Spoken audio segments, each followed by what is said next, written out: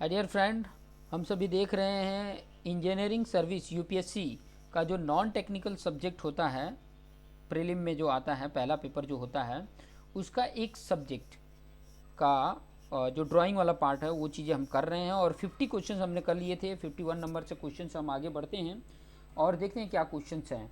तो यहाँ पर देख सकते हैं पहला क्वेश्चन क्या बोला, the curve of intersection of any solid with a line. तो इसको क्या बोलेंगे, the curve of intersection of any solid. कोई भी सॉलिड है तो उसका अगर कर्व की अगर मैं बात कर रहा हूँ, the curve of intersection of any solid with a line, line कैसा होगा, और उसकी लाइन की अगर मैं बात करता हूँ तो किस तरीके का होगा, तो एक पॉइंट होगा। ठीक है, any solid with a line is a point. ठीक है, इंटरसेक्शन तो वैसे भी पॉइंट ही होता है, ये चीज़ें तो थोड़ी सी हमें भी पता चल जाएगी।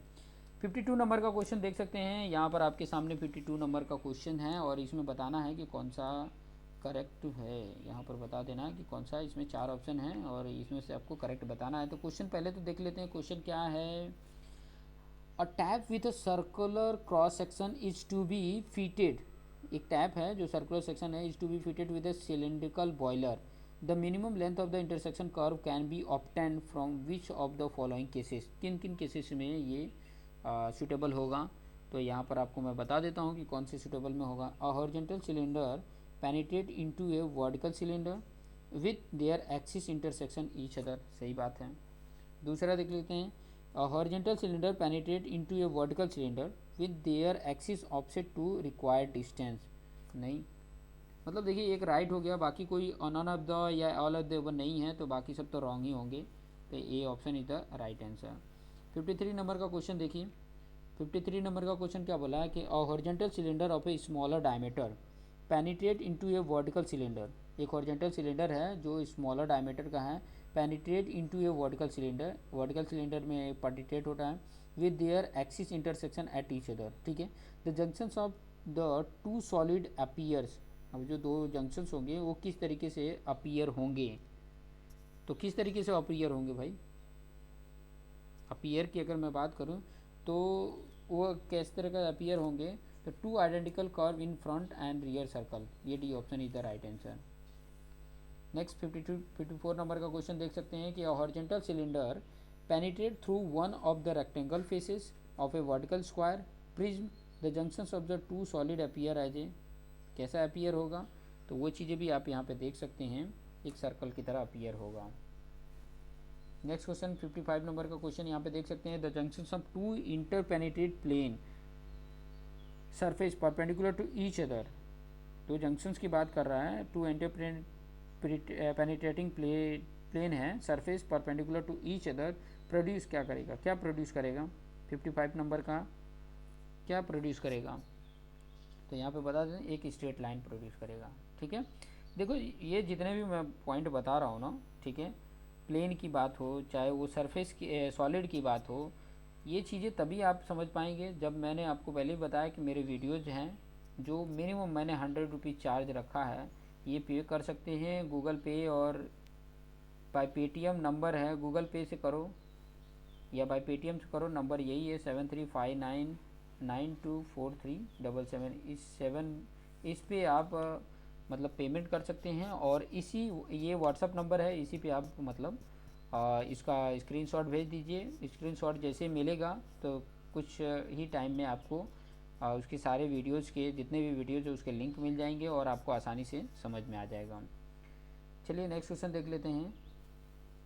56 नंबर का क्वेश्चन। 56 नंबर का क्वेश्चन देखिए, आपके स्क्रीन पर ये दिख रहा है कि if a cone is cut by a vertical cutting plane.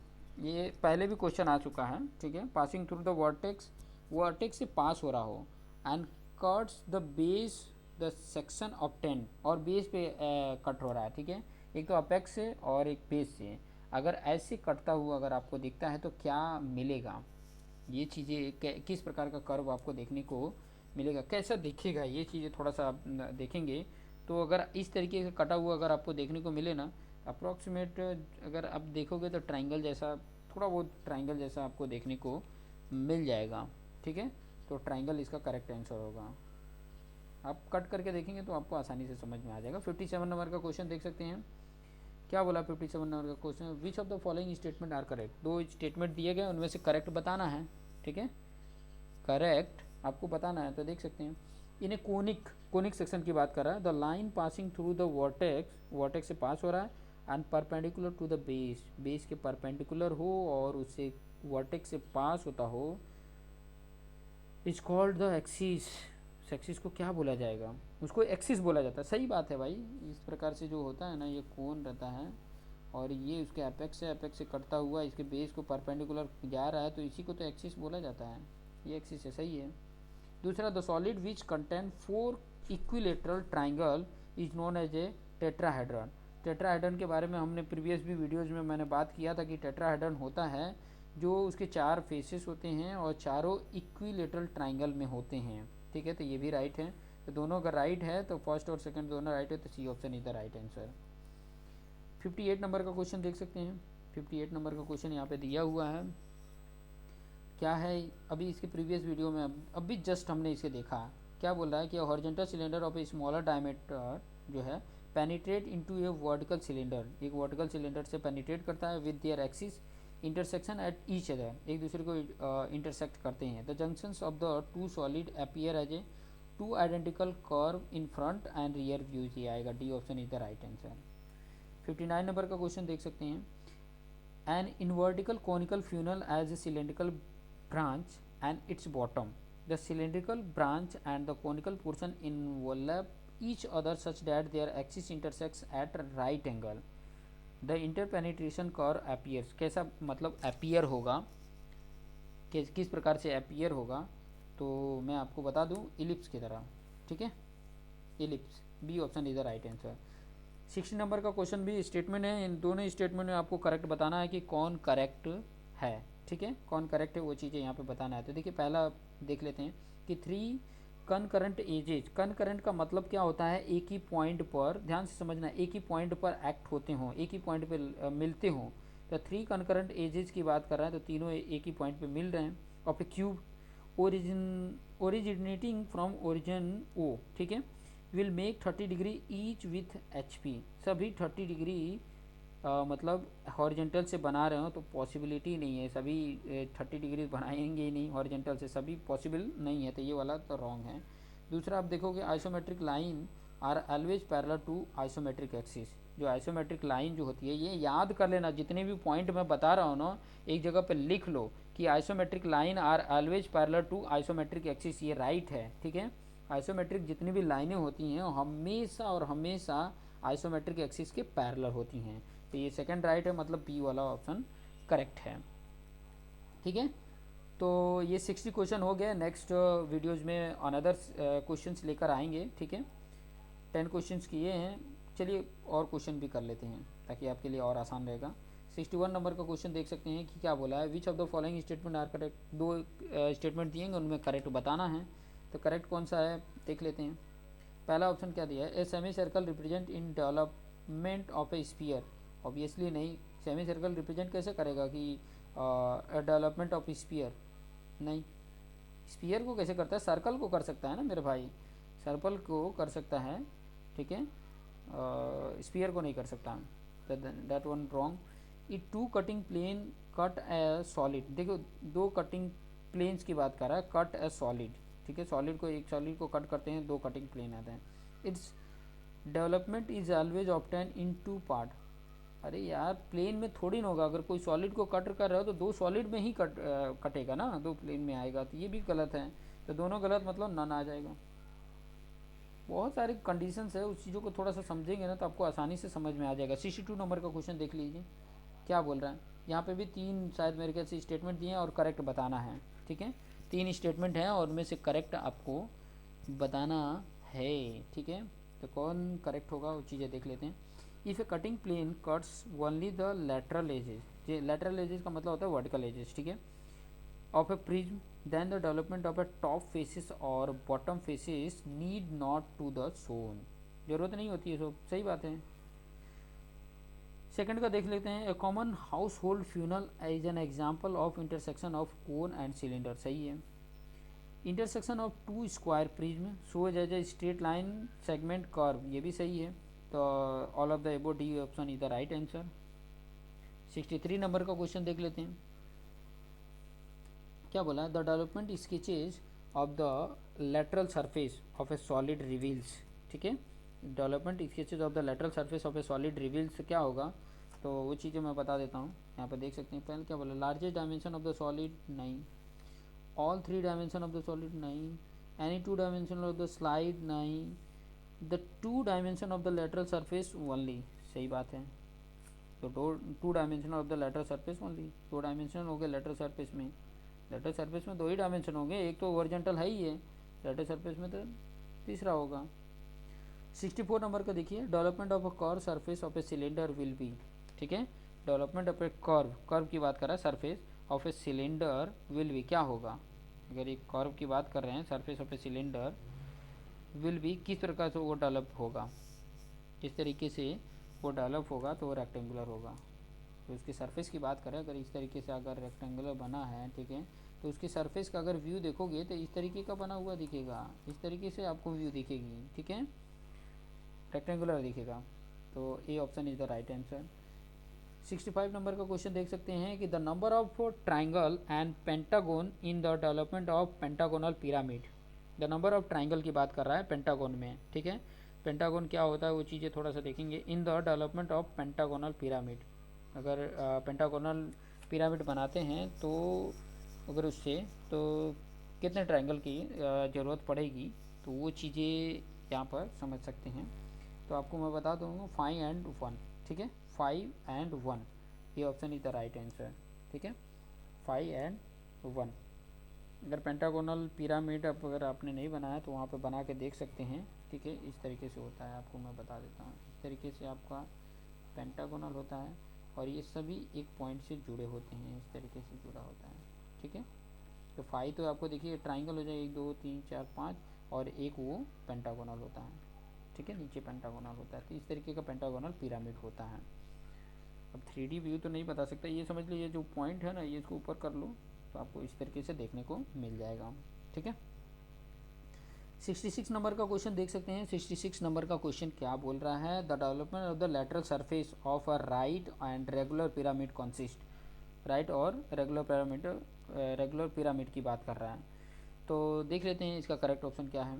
A set of isosceles triangle adjust to each other and converging win the apex, यही वाला ऑप्शन राइट है, बाकी एक राइट है तो बाकी सब तो रॉन्ग होंगे ही, ठीक है, ये चीज़ें देख सकते हैं। 67 नंबर का क्वेश्चन देखिए, the development of sketch for lateral surface of a cone, ठीक है, lateral surface of a cone, lateral surface किसको बोलते हैं, ये चीज़ें समझ में आना चाहिए, लेटरल सरफेस किसको बोलते हैं, वो चीज़ अगर समझ में आ रही है तो उसका डेवलपमेंट की अगर बात करें, क्या स्केच डेवलप होगा, ठीक है।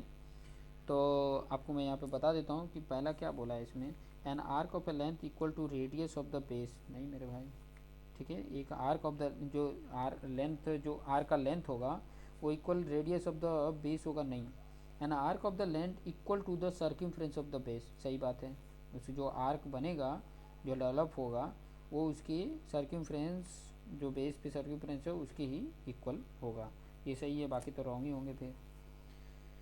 नेक्स्ट जाते हैं 68 नंबर का क्वेश्चन, और 68 नंबर का क्वेश्चन आपके स्क्रीन पे है, the area of the develop profile of a lateral surface of a solid evolves, ठीक है, एरिया की बात कर रहा है, क्या एरिया डेवलप होगा, profile of the lateral surface of the solid evolves. तो उसके लिए अगर मैं बात यहाँ पे बताऊँ तो क्या होगा, one side of the base of the height of the solid, नहीं गलत है ये। दूसरा क्या बोला, the perimeter of the base and the true length of the lateral edge, ठीक है, और जनरेटेड, तो ये वाला आपको करेक्ट आंसर है। देखिए ये चीज़ें समझना है ना, तो मैंने ऑलरेडी या तो आपने कोई अगर अच्छे से वीडियो बनाया है सॉलिड का, ठीक है, सॉलिड का सरफेस एरिया वाला जो फॉर्मूला निकालने का है, वो चीज़ें अगर अच्छे से कॉन्सेप्ट समझाया है ना, तो वो चीज़ें अगर आपने कहीं देखा होगा तो वो चीज़ें वहाँ पर ये चीज़ें अच्छे से समझ में आ जाएगी, ठीक है। चलिए नेक्स्ट देख लेते हैं 69 नंबर का क्वेश्चन। 69 नंबर में क्या बोला है, the development of solid with double curve, ध्यान से समझना, सॉलिड का development with double curve and warped surface are obtained, किस मेथड से मिलता है, डबल कर्व, ठीक है। तो 69 नंबर का क्वेश्चन में आपको क्या मिलेगा, कौन सा मेथड होता है, अप्रॉक्सीमेट मेथड होता है, ठीक है, ये सब चीज़ें हमारे वीडियोज़ में आपको देखने को मिल जाएंगी, सी वाला option is the right answer, approximate method, ये चीज़ें वहाँ पर देखने को मिल जाएगी, ठीक है। 70 नंबर का क्वेश्चन देखिए। 70 नंबर का क्वेश्चन में क्या बोल रहा है, hidden line are drawn as a dash narrow line continuous wide line, ठीक है। हिडन लाइन की बात कर रहा है तो किस तरीके से होता है, अगर हिडन लाइन की अगर कोई है तो हम किस तरीके से बताते थे। ये चीज़ें बहुत इंपॉर्टेंट हैं। ये चीज़ें यहाँ पे देखो, इसमें अगर वीडियोज़ में नहीं है तो इसमें आपको देखने को मिल सकता है कि डैश लाइन किस तरीके से। मैंने अगर ऑर्थोग्राफी में बताया ना कि कोई अगर जैसे सर्कल है, कोई हिडन है, ठीक है, अंदर की तरफ है, तो उसको रिप्रेजेंट करने के लिए हम क्या करते थे, डैश डैश करके ही बताते थे ना, डैश करके ही बताते थे। तो डैश डैश करो, डैश लाइन की तरह बताते थे, तो obviously dash narrow line, narrow ही लाइन होता था। A option is the right answer. Next देख सकते हैं, which of the following method of dimensioning of a circular hole, circular hole है, ठीक है, arc and sphere of a radius 70 mm, ठीक है, ईच आर करेक्ट। तीनों के लिए करेक्ट हो। देखिए यहाँ पे बहुत इंपॉर्टेंट है, क्या बोला है कि एक 70 mm रेडियस का है, ठीक है, और एक तीन चीज़ें दिया है, एक होल है, एक आर्क है और एक स्फीयर है, ठीक है। तो उन तीनों के लिए रिप्रेजेंट करना है, ठीक है, रिप्रेजेंट करके बताना है तो किस तरीके से रिप्रेजेंट करेंगे। अगर होल है तो किस तरीके से रिप्रेजेंट करेंगे, ठीक है। तो देखो कोई होल होता है तो उसका डायमीटर फाई की तरह से रिप्रेजेंट करते हैं। ये वाला देखिए फाई, फाई से रिप्रेजेंट करेंगे, और डायमीटर है तो डबल होगा, 140 तो होगा ही, ठीक है। डायमीटर है ना, फाई से डायमीटर रिप्रेजेंट करते हैं। अब देखिए ए में भी देखिए फाइव तो लिया है लेकिन 70 ही लिया है, रेडियस यहाँ 70 बोला है, ठीक है, तो वो भी गलत है। ये दोनों तो वैसे ही गलत दिख रहे थे मुझे, ठीक है। यहाँ रेडियस 70 लिया है, ठीक है, लेकिन आगे यहाँ पे जा देखो जो आर्क को बता रहा है तो वहाँ 570 ही लिया है, तो ये भी चीज़ तो गलत है ना। फाइव तो हमेशा 140 होगा, और 140 यहाँ पे देखिए इसी में आ रहा है, और रेडियस 7 आ रहा है, तो D option is the right answer. ये छोटे छोटे थोड़े कॉन्सेप्ट को भी रखोगे ना तो आपको आसानी से समझ में आ जाएगा। बड़ा इजी है, बड़ा आसान है, बशर्ते ये वीडियोस देखोगे तब आसान लगेगा, ठीक है। ऐसे सोचने से तो कुछ भी आसान नहीं होता है, एक चीज़ बार तो फेस करने ही पड़ते हैं, तभी आपको आसानी लगेगी और इजी लगेगा। Which of the following statement are correct, अभी इसमें से बताना है कि कौन सा स्टेटमेंट करेक्ट है, ठीक है। तो तीन दिए गए हैं और तीनों में से आपको करेक्ट बताना है। तो देख सकते हैं, देखिए type A is a prefer over type B of a lettering since number of division of height in type A lettering is more than that of type B. गलत है मेरे भाई, ठीक है। सेकंड में क्या बोला है, तो vertical letter are preferred over sloped letter because of easy execution, सही बात है। The line width of type A lettering is always less than type of B lettering, obviously उससे क्या होगा, कम होगा। ये भी साइड है, तो दो सेकेंड और थर्ड राइट है, तो B option is the right answer. Next की तरफ आगे बढ़ते हैं, 73 नंबर का क्वेश्चन, और 73 नंबर का क्वेश्चन यहाँ पे आपको स्क्रीन पे दिख रहा होगा कि consider the following parametric equation a curve. Parametric equation of A curve है, कर्व का पैरामेट्रिक इक्वेशन यहाँ पे दिया है। एक्स इक्वल टू क्या दिया है, आर ब्रैकेट में cos theta plus sine theta है, और वाई का दिया है R sine theta minus cos theta, theta cos theta है, ठीक है। The above parametric equation represent, क्या रिप्रेजेंट करता है, ठीक है। तो ये चीज़ें आप देख सकते हैं क्या रिप्रेजेंट करता है। तो जब इस तरीके का कंडीशन आपको अगर देखने को मिल जाता है, ठीक है, तो ये किसके लिए रिप्रेजेंट होता है, वो इवोल्यूट्स के लिए रिप्रेजेंट होता है। तो ये चीज़ें थोड़ा सा ध्यान रखनी है, इवोल्यूट्स के लिए रिप्रेजेंट होता है। तो 73 का first option is the right answer. 74 number का क्वेश्चन देख लीजिए, a circular type of rolling with, यहाँ पे देखिए psi equal to pi radius, ठीक है, रेडियन पर सेकेंड, जो उसका एंगल है वो रेडियन पर सेकेंड पाई में दे दिया, on a straight path without slippage, बिना स्लीपेज के, ठीक है, मतलब वो रोलिंग होते हुए जा रहा है। रेडियस ऑफ टायर 1 मीटर दिया है, टायर का रेडियस क्या है 1 metre. Consider a point P, P consider है, ठीक है, on the circumference what will be the area under the path traced by the point, the rolling period is 4 second, मतलब इसको 4 सेकेंड जो है, देखिए ये पाई रेडियन पर सेकेंड की स्पीड से जाता है, ठीक है, पाई रेडियन पर सेकेंड की स्पीड से ये जाता है, और 4 सेकेंड वो रोल करता है, तो कितना एरिया कवर करता है वो चीज़ें यहाँ पे बताना है। What will be the area under the path trace by that point, ठीक है, जो पॉइंट है उससे कितना एरिया जाता है वो चीज़ें यहाँ पे आपको बताना है। तो एरिया तो वही होगा कि जितना मतलब कवर किया है, ठीक है। अब कवर करने के एरिया अगर इसको फाइंड आउट करना है, बहुत ही इंपॉर्टेंट पॉइंट है ये चीज़ें, थोड़ा सा अगर आप अच्छे से समझेंगे तो मैं आपको समझा दूंगा, ठीक है। देखिए अगर मैं यहाँ पे आपको बताऊँ कि टोटल एंगल रोटेटेड बाय ये पॉइंट पी, ठीक है, कितना मतलब रोटेट करेगा, ये चीज़ें थोड़ा सा मैं आपको बता देता हूँ। टोटल एंगल रोटेट, कितना एंगल रोटेट करेगा। तो अगर एंगल फाइंड आउट करना है तो मैं आपको एंगल के लिए फॉर्मूला यहाँ पे बताया है, ठीक है। पाई रेडियस, देखिए एंगल के लिए ऊपर ही लिख दिया है, एंगल के लिए यहाँ ऊपर लिखा है थीटा की अगर बात करें तो पाई रेडियन पर सेकेंड, ठीक है, पाई रेडियन। लेकिन ये 4 सेकेंड हुआ है तो एंगल कितना हो जाएगा, 4 पाई आ गया रेडियन पर सेकेंड। ये चीज़ें आपको देखने को मिल गई। अब मैं आपको बताऊं कि नंबर ऑफ़ रिवोल्यूशन अगर फाइंड आउट करना कि कितने नंबर ऑफ़ रिवोल हो जाएगा, ठीक है। तो आपको पता है कि अगर number of revolution find out करना है तो कैसे फाइंड आउट करेंगे। रिवोल्यूशन तभी तो पता चलेगा कि कितना रिवॉल्व हो गया, 4 सेकेंड में कितनी बार रिवॉल्व हो गया, एक सर्कल पूरा कंप्लीट कर गया कि एक दो बार कंप्लीट कर चुका, ये चीज़ें तो जाननी पड़ेगी ना। तो अगर मैं इसको अगर मैं बताऊं कि number of revolution find out करना है तो आपको टोटल टोटल कितना एंगल है 4 पाई पाए, और एक रिवोल्यूशन में कितना एंगल होता है 360 मतलब 2 पाई। तो इसे डिवाइड कर देंगे तो 2 आ जाएगा, मतलब कितना बार रिवॉल्व हुआ है 2 बार। और जब 2 बार रिवॉल्व हुआ है तो आपको पता है कि इससे रिवॉल्व होने से जो ट्रेस पथ होता है वो कैसा होता है, साइक्लॉइड जैसा होता है। तो 2 साइक्लॉइड जैसा पथ बनेगा, जैसे मतलब ये अगर ये रिवॉल्व कर रहा है तो ये पॉइंट इस तरीके से और इस तरीके से 2 बार आएगा।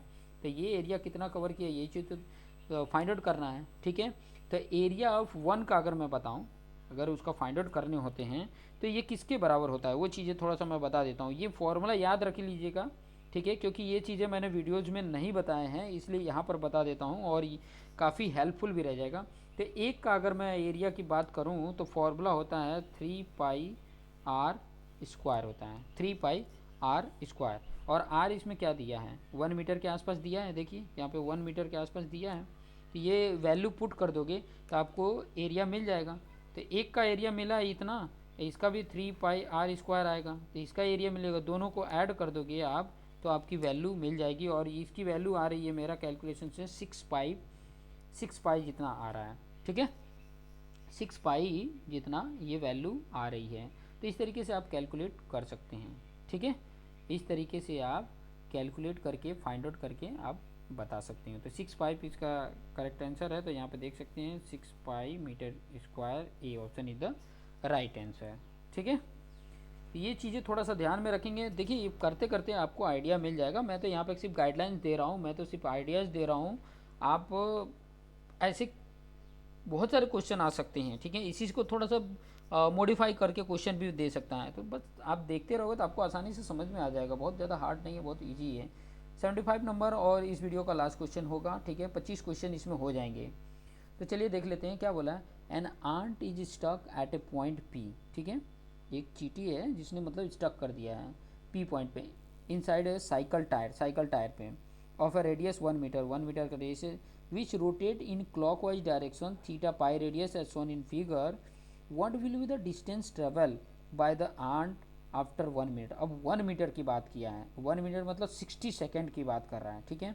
तो वही एंगल की मैं बात कर रहा हूँ, एंगल की मैं बात करूँ तो यहाँ पे हर चीज़ आपको आसानी से समझ में आ जाएगी। देखिए वही कंसेप्ट, सबसे पहले तो आपको एंगल फाइंड आउट कर लो और एंगल के बेस पे आपको रेडियन पर सेकेंड है। तो देखो एंगल की अगर मैं बात करूँ, जस्ट 1 मिनट,